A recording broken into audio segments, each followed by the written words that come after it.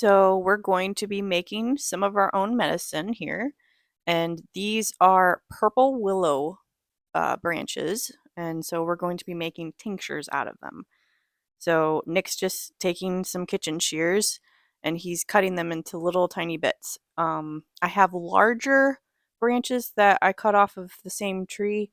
And those ones I'm going to use to make a medicinal salve with for like sore muscles and stuff. So purple willow is very similar to white willow. They can both be used for pain management.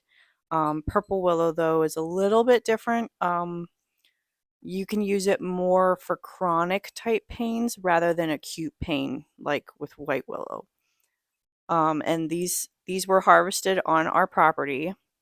Whenever we harvest any of our medicinal plants or trees, we make sure that we only take what we need, and we try to be very grateful to the plants. You know, anything we harvest, the plant, the animal, a tree, whatever, we try to be very grateful to that for taking care of us, for providing medicine for us. Because it's we're trying to do our best to take care of them, and in return they take care of us as well. So Nick's just gonna finish cutting these up, and then we'll fill it up with good quality vodka, and we can show you that next.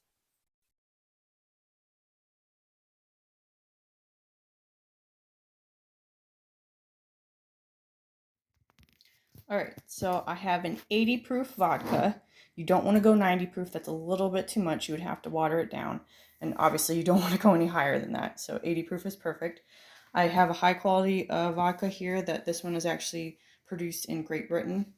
There are ones you can get from the United States as well. It just, this one I can get at a better price and where I'm at. So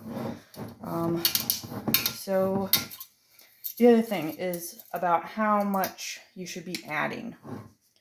I don't do exact measurements. You can. There are books out there that give you exact measurements. I like to go by the plant.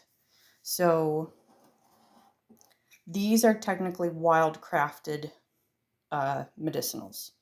What that means is that they grow wild naturally without how do you say that word? Cultivation. Cultivation. Blah. Okay. So that means that there is going to be more medicinal content in this plant. So it's going to be more concentrated.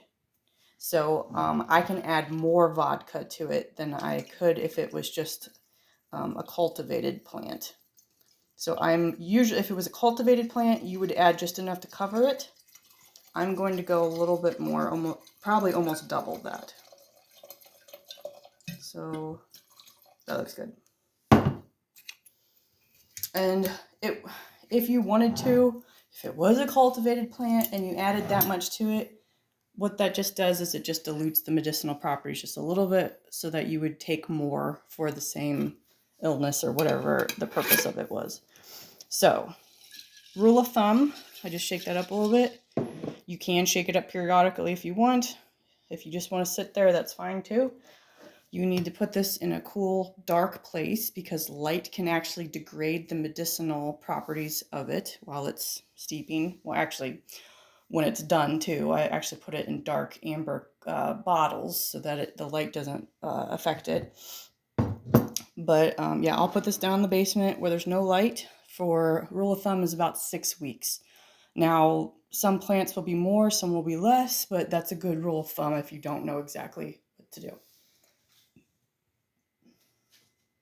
And there's Charlie looking handsome with his little bandana.